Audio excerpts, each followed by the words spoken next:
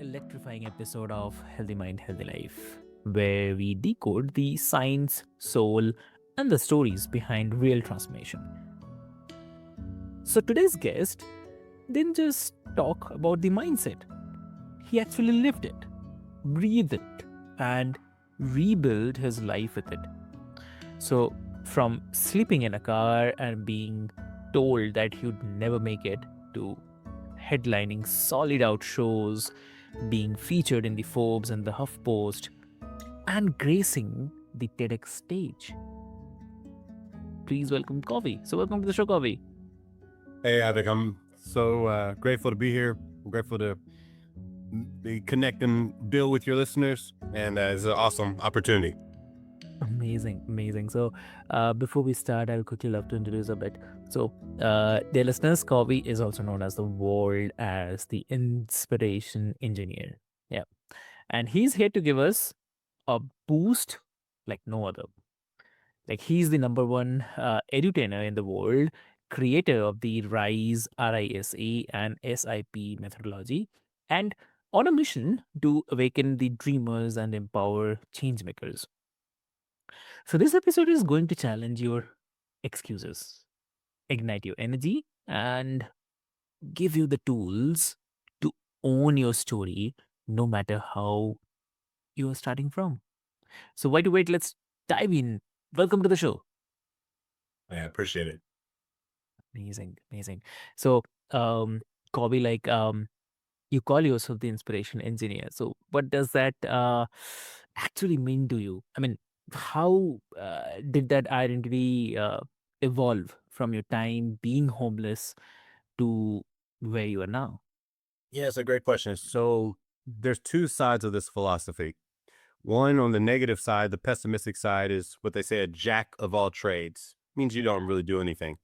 And then on the other side, you've got the Jim Rohn, the Zig Ziglar that says the more skills you have, the more valuable you can be to the marketplace. And 2015, 2016, I was having a huge identity crisis. I was a master at sales. I was doing social media. I was an audio engineer. I was a rapper, poet, singer. I was doing events. I was promoting events. I was selling events. And I was speaking. So I was having all of these conflicts because when I would go to the chambers of commerce, which is a Mm. business organization throughout the United States, I would be a marketer. And then when I was around salespeople, I was a salesperson. And then when I was around artists, I was an artist. And, I just felt inauthentic to myself. Mm. So I went to my community and I said, hey guys, I'm struggling with this very problem that I don't know what I am because I'm a lot of these things. Yeah. And there were 10 titles that we created, and Uh, they voted from 10 to 5, 5 to 2, 2 to 1, and they chose inspiration engineer. And it was a perfect fit from the audio engineering side, which something that I actually can do. I don't do as much anymore as far as mixing and all those things, but the inspiration side and the coaching and the strategy, the edutainment as far as still being an entertainer and being able to give people education. So it was a perfect brand name. And as I tell people about being a category king, when you Google inspiration engineer, I'm the only one. So it was a perfect fit. Amazing. Wow. So, uh, I mean, was there a specific moment where your mindset shifted, like victim to visionary? A specific moment? No. Mm. Were there moments in time that are key milestones and pillars that shaped who I am today? Mhm. Yes. Okay. One of those first gifts of ferocity when I talk about my story was my father told me from age 5 to age 11, son, anything you want to do, you can do. Anything you want to be, you can be. And when I chose being a musician, he said, you can't do that. And it was emotionally traumatizing for me, but that was the first mindset shift that said, I'm going to prove you wrong. And that was really all I sought out to do when I became locally famous at age 18. Fast forward to 2010, 2011, I worked at University of Phoenix and I helped a lady named Melissa Briscoe get her associate's degree. And that was such a rewarding experience to be her mentor. That shifted the mindset as to being a coach and being able to help people solve big challenges in their life. 2016, moved to Austin, Texas. Actually, I was already living there, but I was more pertinent, like Mm, on the scene, like at the co-working events and all these things. And I started learning how Facebooks of the world are built. And I saw the parallels between being an entrepreneur and being a musician. And I was like, oh, these are the same. Shifted my mindset again because I was like, oh, I can be in these two worlds. Like I already am, right? And then fast forward to now, these days I'm networking with venture capitalists, angel investors, investors at family offices and things of that nature. And now we have tech within our venture studio of our personal brand portfolio. And now I'm shifting into more of that investor mindset. So I think that we go through different stages in our life where our mind and our ability and our spirit and our uh the skills that we have an opportunity to upgrade and up level at each stage. And that's been the evolution of Cauveé, if you will. mm. Understood. Understood. Like, yeah. And then, like, I mean, it's very easy. It's easy to motivate when you are at the top, but engineering inspiration from the lowest point, that's rare. And uh, what I also admire is like how you didn't just flip your mindset; you build a framework from it. So uh, that's a good part of it. So also, I'd love to talk about your proprietary system, Rise and SIP. It's really sounds catchy, I would say, and it's also very clearly rooted in this strategy. So if you can just break it down for us. Yeah, I want to jump back a little bit before I do into what you just said. When you're in your lowest points, Mm. first and foremost, understand that that is normal and you're not going to find a success story without Okay. the test. As they say, there's no testimony without the test. So if you're looking for a smooth mountain to climb, it doesn't exist. So if you are facing adversity, then you are amongst what's common when it comes to be successful. So if I would first say to understand that, accept it, and it is what it is. Okay. The second thing that I would say is I teach on this is you got to have a no matter what mindset. It doesn't matter. I'll never forget when I was in Phoenix and I was making the commute to Austin, Mm. and I was facing so much adversity at the time. I could just tell you horror stories, but for time's sake, I remember Okay. praying to the Lord and I said, hey, you take my legs. I don't care. I'm crawling there. It doesn't matter. There's nothing that you can do that you can throw at me that is going to change the path that I'm on. So I think one has to be committed to that type of not only like what you say, but you live by it, right? And if you don't have that, to be honest with you, you're not built for this because it's going to take that. You don't know what it's going to be that Mm. the creator of life is going to deliver to you that you're going to have to overcome. And you need to decide before it happens, am I going to continue or am I going to, digress? Am I going to retreat? And I think that's a big part of the process. And one last thing I want to say, David Goggins talks about callousing your heart, and each Mm. experience is becomes a callus. And as you callus your heart, the next experience is not as painful because you've been through so much pain. Well, I also want to prep you. You've got to callus your spirit as well because you're going to take an emotional toll.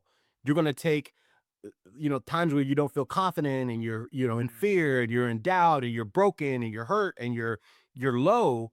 Well, again, that's a part of it. So what are you Yeah. going to do in those moments? What are you going to do in those experiences? How are you going to allow those calluses of your heart and your spirit to shape Mm. your character? And you got to decide what kind of person you're going to be. With regards to the rise and sip method that you were talking about. Mm. Mm. So R stands for rockstar branding. And for me, it evolved, which was around helping people create legacy, which is Mm. now rockstar brands. Okay. Okay. The Okay. I was for increased visibility. Okay. Mm. S is for standout authority. Okay. And Mm. E is for, or excuse me, I'm sorry. S is Mm. for sales explosion. E is for elevated authority. And as far as the SIP goes, that's Okay. strategy, instruction, and programming. So everything that we do within our ecosystem inside of the Cauveé collective is Mm.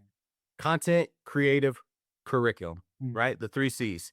And without clarity, without a roadmap, mm, without having the resources that you're going to need in order to continue to evolve on your path, mm, it's going to be very difficult to do it alone. If you do what Cauveé did, the trial and error, don't do that. Don't do the trial and error. It's a long journey. okay. Hire the people that have already done it, get the Mm, mentors that have already failed, and you can skip mm. ahead of the line. And that's what we've created within the Rise and Sit method. Wow, that's amazing. And wow, lovely. And also, if I ask, like, which part of the framework do you find most people struggle with? Like, um, if you can share that, and also along with, like, how do you coach them through it? Yeah. So your annual revenue tells a lot about where you're at Mm, in your journey. Okay. There's certain questions that people fill out on the application mm, that enables us to understand exactly what you need. I would say people that are 1 to 3 years in, right, or maybe 0 to 3 years, they traditionally struggle with not having clarity, meaning they have a vision, they have an idea, they don't know how to bring it to fruition. Okay. mhm, From that 3 to 6 year mark, usually it's either operations, systems, or scalability, not knowing how do I take what I have and mass produce more success within what I have. And then after the 7 year mark, and this varies, but I'm just so that we kind of have some type of timeline. The 7 year mark is now you're at that media mogul or that rock star brand stage. You've got plenty of mm. capital to invest in yourself, Yeah. invest in your business. We're talking about 5 figure, 6 figure investments. Now you want to be positioned on all the Mm, top media. And this is where all of your influencers and people that we see most often, well, they're mass spending in either media buying, they're mass mm, spending on press platforms, television, syndication, what have you, to where they can get on larger platforms and get more eyes and get more ears. mm, So those are traditionally, and I'm stereotyping it, but that's kind of the journey that we see depending on where people are at. And one other thing I'll say that is common amongst all stages, everybody wants more leads, everybody wants more sales. And yeah. in the second and third stage, people are also looking at ways of how do I save more time? How do I uh, get more resources back and want to Mm, implement maybe AI or some other things to where they don't have to have a full sales force or whatever it is that they're, wanting to accomplish. So it varies slightly, but those are the traditional challenges amongst each stage. wow, amazing. So, and like, you have also defined the boxes your entire life. So, like, musician, speaker, entrepreneur, strategist. But what happens when when those around you don't believe in your vision? Like, how, how did you mentally navigate the people who doubted or maybe dismissed you? For me, it is what I call a gift of ferocity, right? You allow it to fuel you. Now, Mm, growing up in America is quite different than growing up in India. I have a friend, she was a former friend. Her name was Artie, and her dad purchased mm, her a 4 bedroom house. She was mm, working in hospitality, mm, and her goal, what she really wanted in life, was to be an event planner. So for her sisters and all her friends, mm, like she would throw events at the house that were professionally done events, but they were just for like get togethers, right? And so I talked to her. I mm, said, Artie, I said, why don't you start your own event planning business? And she said, my dad doesn't want that. Now, this is a 27-year-old woman, and I'm confused. mm, I was like, okay, like I'm thinking, so what? Like, you know, yeah. cares? Well, in the culture of what she was saying, she said, well, it's about respecting and honoring your parents. And I found this exact same thing with another friend of mine who wanted to be a pilot, but his father wanted him to stay in engineering. And so what I found is different cultures have different ways that they want to Mm, honor their elders. And I mm, think that it's the elders, whether it's your parents, grandparents, your mentors, your teachers, they're going to have a vision for you, a vision Mm. for us. But that doesn't mean that that is in alignment to what makes your heart sing. That doesn't mean that's in alignment to your God given purpose. So I think that majority of our elders want to see us successful, but Mm. they don't even know what that means. For my Mm. parents, it was, we want Cauveé to be a lawyer. We want him to be a doctor. We want him to go to college, get a degree, and get a pension.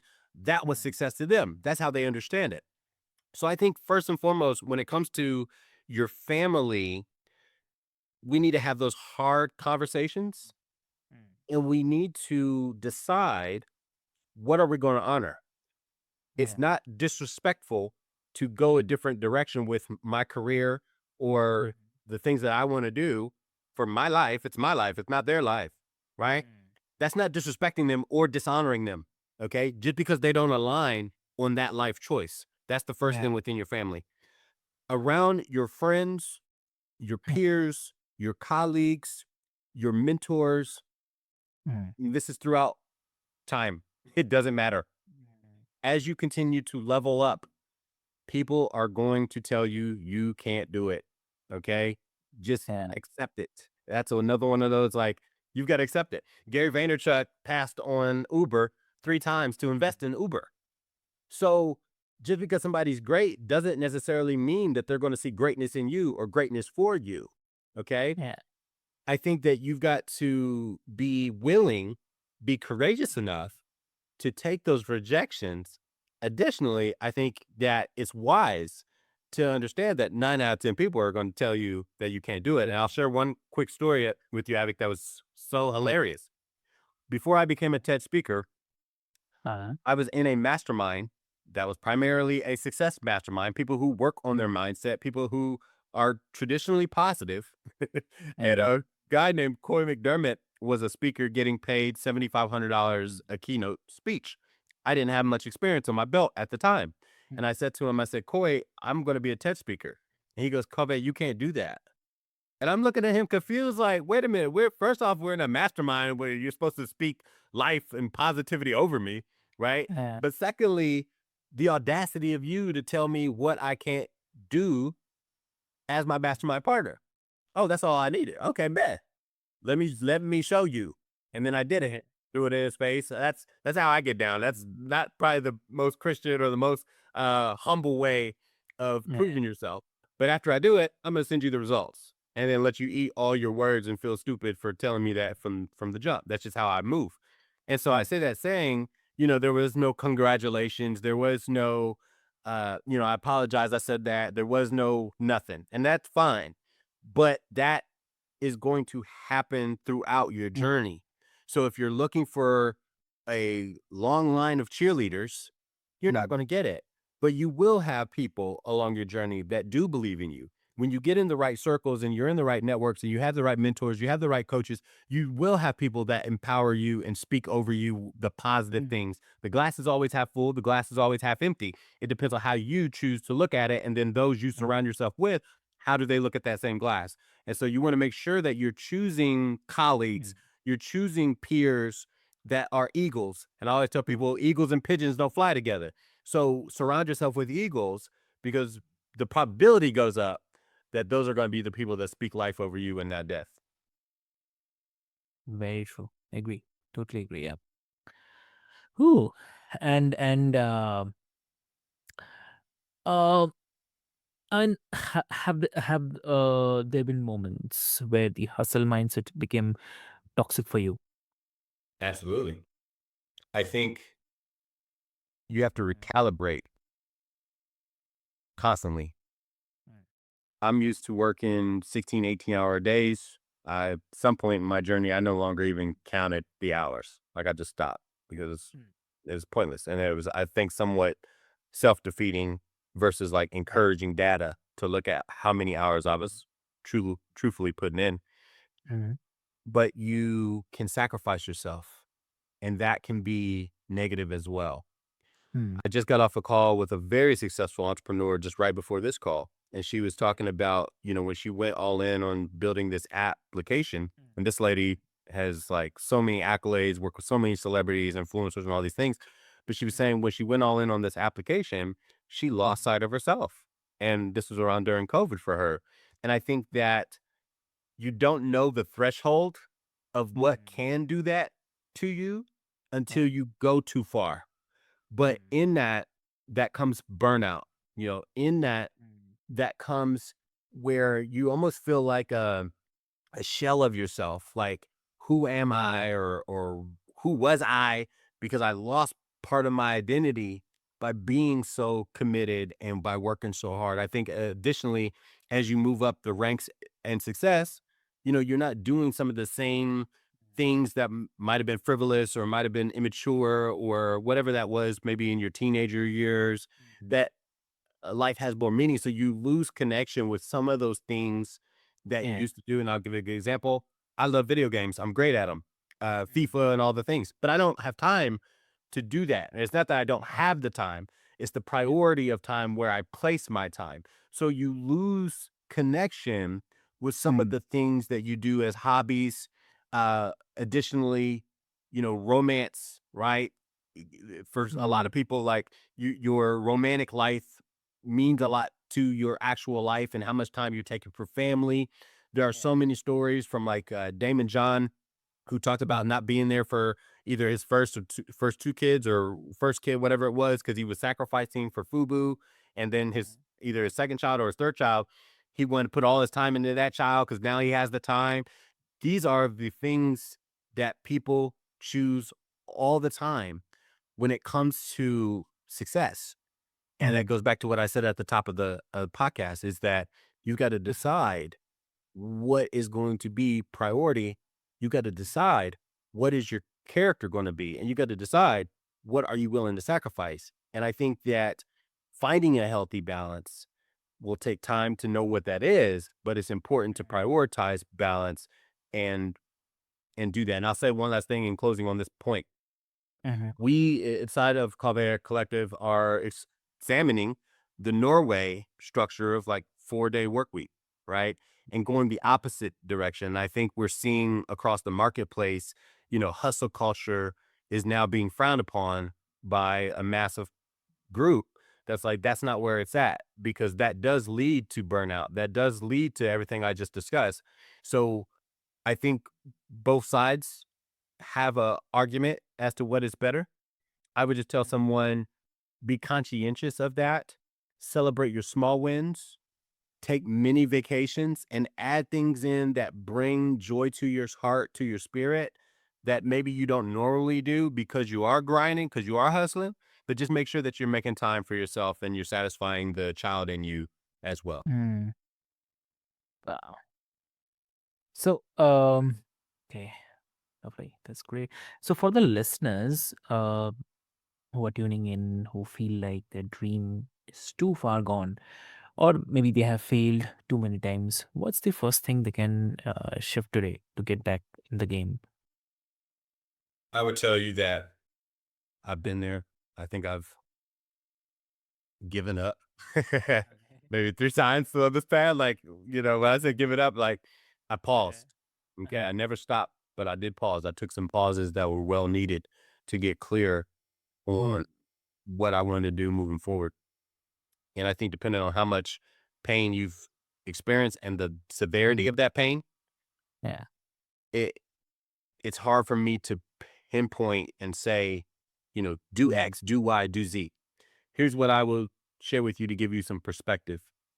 For those of you that are familiar with Kentucky Fried Chicken, KFC, which is a worldwide brand, the narrative goes that the Colonel really got traction at age 65. Okay. So if you're breathing, you do have time. Okay. If it's on your consciousness, Mm.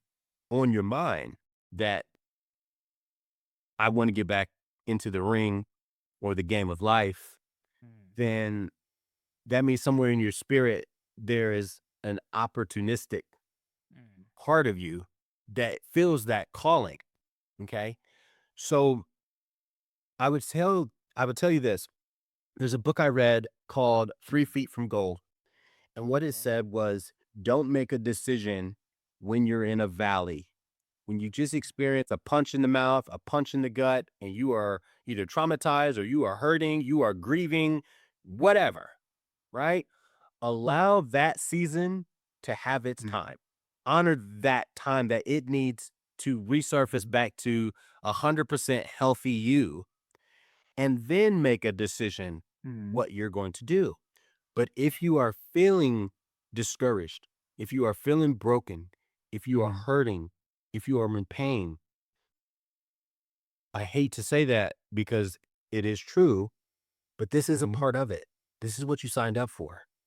And knowing that this is what you signed up for, as you look at many success stories, people have climbed their way out their mud, just like you heard about me climbing out the mud, sleeping under a bridge in Austin, Texas, right across the street from Starbucks. Like that irony of that, I'm getting written about in the Huffington Post while I'm sleeping outside in the wintry cold, freezing my ass off. Okay. Like these are the things that we take into, I guess that we process, right, as a part of it. And so all that I would tell you is that you're worthy. You have everything in you to bring to fruition that vision that you have. And if you decide to continue, as Steve Harvey always says, eventually the parachute will open. You just have to have faith and take a leap that it will happen in the time of the creator and not on your time, and keep working at it diligently. That would be my advice to you. Lovely. That's great. Amazing. So, like, uh, and before we move, any suggestions you want to share? Within what context? Generally, to everyone, all the listeners.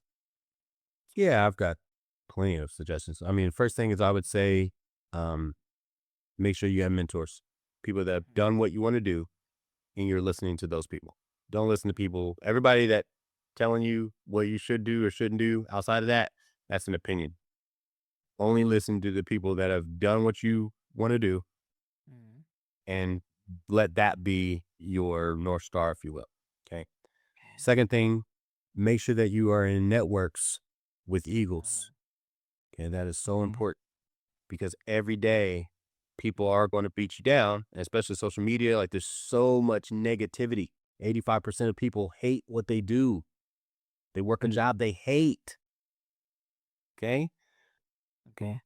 What kind of information are you going to get from somebody that is a deteriorating adult, a deteriorating child, right? What can they tell you about finding the joys and the benefits and the beauty and the fruit, excuse me, of Hmm.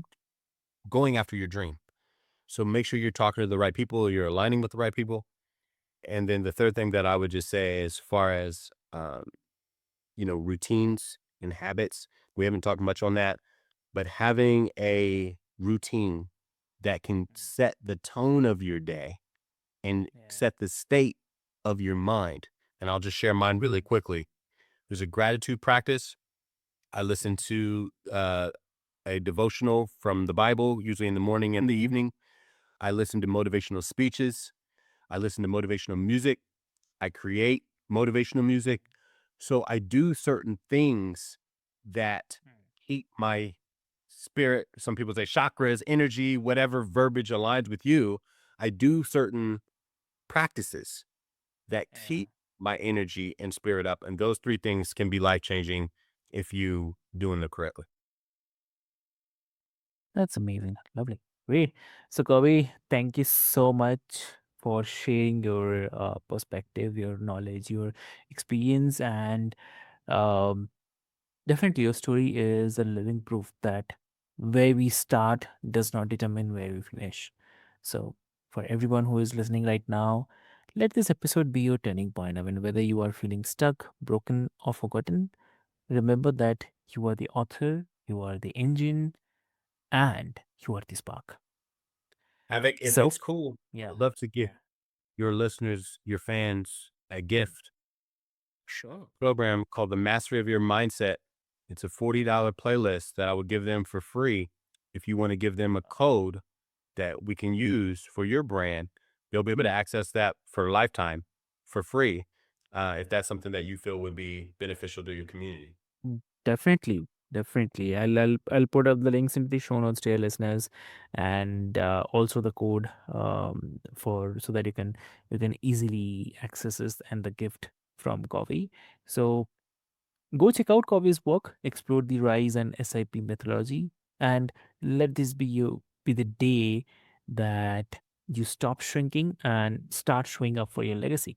So, uh, with this hope, until next time, this is the host Avik reminding you that a healthy mind is not a luxury; it's your launch pad.